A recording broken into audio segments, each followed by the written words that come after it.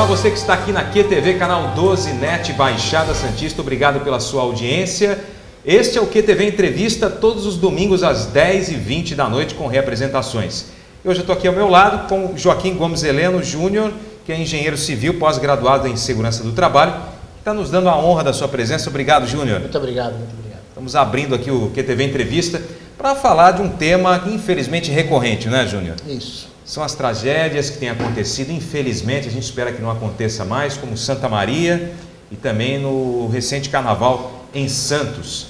E a gente se pergunta, Júnior, o que precisa acontecer para que a gente não veja mais isso acontecer? Porque parece que o telespectador deve estar até falando já em casa, tem que acontecer uma tragédia para as coisas andarem. Será que isso vai continuar, Júnior? Boa noite, Rick. Boa noite, telespectadores. Infelizmente, a coisa anda assim. A tragédia precisa acontecer para que seja motivo de uma revolução. Para mudar o foco, né? Isso. Em termos de segurança e começar os ajustes às normas, o encaixe das leis perante as casas noturnas. Então, acho que, infelizmente, teve que existir uma tragédia, a segunda tragédia, para a gente começar a debater se as normas estão corretas, se estão sendo aplicadas, quem deve fiscalizar, quem deve manter a disciplina dentro dessas casas noturnas ou Sim. de aglomerações de pessoas. A gente estava conversando aqui um pouco antes de gravar, né, para esquentar, para bater um papo sobre o tema, e o Júnior estava falando com muita propriedade sobre Santa Maria em questão. Por exemplo, o que você acha que foi o fator principal para ter deflagrado isso daí? Então, Santa Maria eu vejo da seguinte forma, uma série de fatores ocorreram para a tragédia ocorrer em si, né? Vamos pegar pelo primeiro, a pirofagia. Não se podia ter fogos de artifício dentro de um ambiente fechado. O segundo, o despreparo, entre aspas, do pessoal da portaria, que quando viu uma aglomeração, um número de pessoas muito grande chegando à porta, tentando um escoamento por apavoro. Sim, estão tentando sair. Deveriam ter aberto as portas e deixado esse pessoal escoar.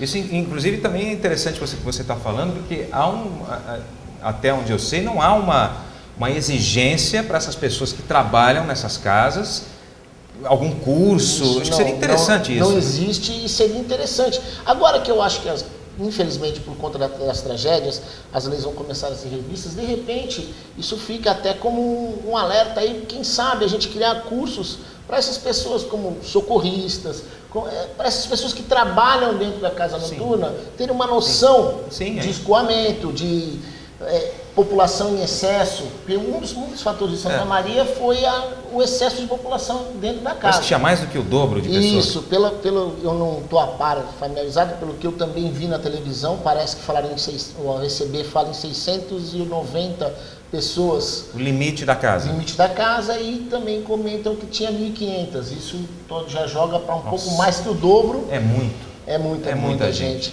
E você pensa, o princípio do incêndio, aquela multidão dentro da casa, num ambiente fechado, qual é a primeira instinto de sobrevivência? O pessoal é sair da casa.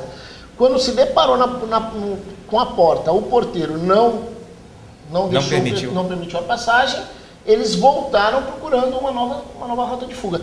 Esse tempo de segundos levou à morte fez toda a diferença. Quase 250. Porque as pessoas acabaram voltando para procurar uma saída talvez para lateral ou fundos e aí não deu mais tempo. E não teve mais tempo. Então é o que eu agrego a Santa Maria, é um conjunto de erros.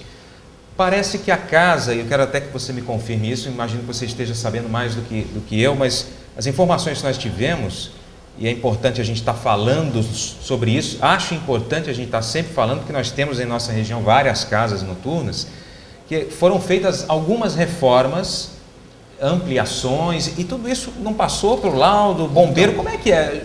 Engenheiro da segurança do trabalho e bombeiro, vocês trabalham juntos? Explica isso para a gente. Então, na verdade, cada entidade, o Corpo de Bombeiros, a Polícia Militar, a Prefeitura, estabelece o seu regulamento. E todas elas se complementam entre si. Tá? Então, o que acontece?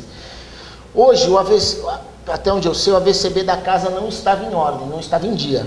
Ele não estando em dia, já implica que pode ter tido mudanças mesmo na casa. Porque quando tem uma renovação... Do alvará. Do alvará, não, da própria AVCB. AVCB do auto de vistoria do Corpo de Bombeiros. Ah, entendi.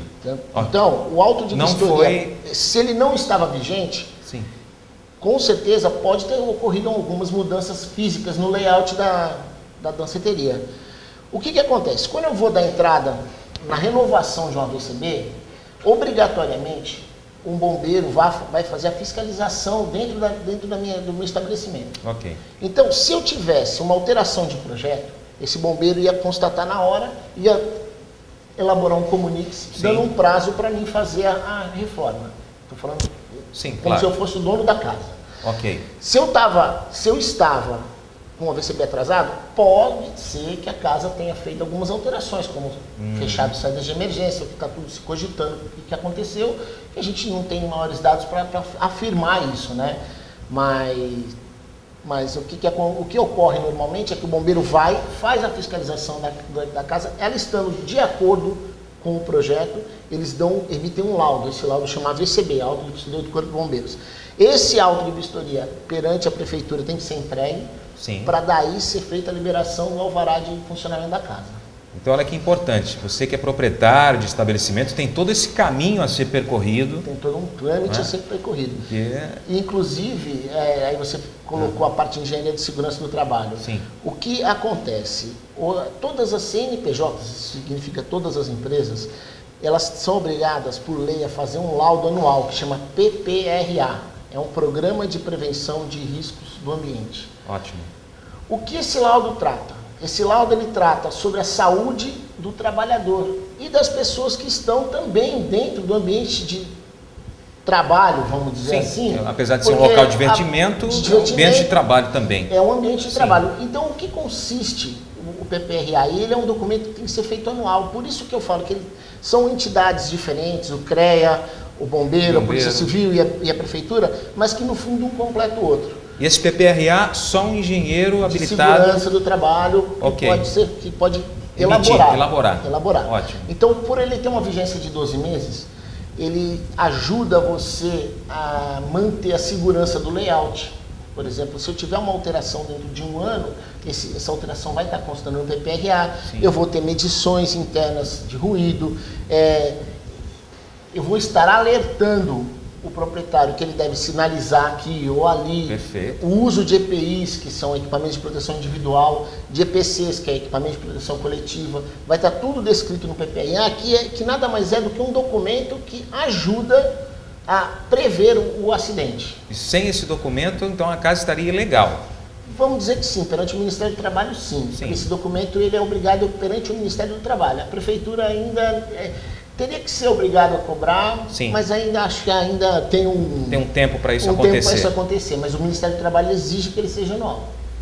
Olha, então importantes dicas, Joaquim Gomes Heleno, hoje na Prefeitura do Guarujá, não é, Júnior? Agora, Santos, nós não temos dúvida que isso todo mundo veiculou, todos os meios de comunicação. O prefeito Paulo Barbosa rapidamente abraçou a causa, não poderia ser diferente. Uma tragédia que ocorreu no final de um dos desfiles e deixa a gente muito chateado. O que precisa acontecer, na sua opinião, por exemplo, você, com a sua visão de engenheiro de segurança do trabalho, o que precisa acontecer para isso realmente acabar, não ter mais esse tipo de... Porque não foi a primeira vez, já aconteceu em carros de bandas, eu me lembro, em Santos, até uma época não teve mais, né, isso foi suspenso. Para isso... A gente você não vem mais aqui falar sobre isso. A gente pode falar de outras coisas, mas não sobre uma tragédia como essa. No caso de Santos, eu faço parte da comissão de carnaval do Guarujá. Que é uma coincidência. A gente está falando sobre isso e uma infelicidade até pelas 4 mortes. O que acontece? Nós temos que prezar hoje algumas normas do ambiente de trabalho. Vamos dizer que o que é o ambiente de trabalho do carnavalesco? É a rua. Nós no Guarujá acabamos limitando o carro muito mais baixo que eu imagino que esteja limitado em Santos. Eu não faço parte de Santos, eu não sei como está. Mas, por exemplo, posso falar para o Guarujá, para o traslado do carro alegórico, nós limitamos em 4,40 metros fixo e 6 metros de largura. Que é uma margem de segurança boa. É uma margem que eu consigo transitar com o carro pelas rodovias sem risco, com parte de fiação. Inclusive, no Guarujá eu tive que até mexer com o cabeamento, prevendo a passagem de alguns carros. Nós fizemos uma solicitação de um cabo da Telefônica, teve que passar subterrâneo, a gente antecedemos ao problema. Uhum. E o que acontece? Na maioria das vezes, esses carros eles são confeccionados de forma, N formas mais adversas que podem ser. O pessoal não tem um galpão com metodologia de trabalho regrada, vamos dizer assim, eles são feitos na rua, no terreno. Precisaria ter uma cultura, A solda é feita por uma pessoa que a gente não sabe se tem uma qualificação. Sim. Então, o que eu imagino que daqui para frente deva ser feito? Ou seja, cada carro alegórico desse pode ter uma RT. O que é uma RT? Uma anotação de responsabilidade técnica, onde um engenheiro mecânico vai atestar essa estrutura. Faça uma vistoria. Uma vistoria mesmo visual da solda.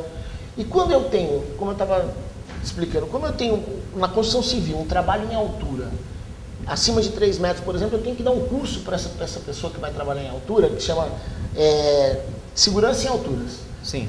Você tem ideia de qual a altura que fica uma moça sambando dentro de um disquinho de 50 centímetros de diâmetro, segurando um pedaço de ferro? É muito alto. É muito alto. Não faço alto. ideia. Então, um mal súbito aconteceu no Rio de Janeiro. Sim, já aconteceu. Eles bateram, nesse carnaval, o carro alegórico encostou numa placa de sinalização e a menina veio cair no chão. O pessoal segurou, parou, levou, socorreu. Mas é muito alto. Então, acho que tudo deve se pensar em alguma forma de segurança nesse ponto. Eu acho importante. Bom, Júnior, nosso tempo acabou, infelizmente. A gente conversou aqui no QTV Entrevista de hoje. Aliás, estreando aqui na QTV todos os domingos às 10h20 da noite com Joaquim Gomes Heleno, engenheiro civil, o Júnior, que muito simpaticamente, de uma maneira cordial, aceitou o nosso convite. Obrigado, Júnior. E nós vamos estar reprisando esse programa durante toda a nossa programação aqui na QTV. O QTV Entrevista aos domingos, às 10h20 da noite, aqui pela QTV. Júnior, muito obrigado. Eu que agradeço.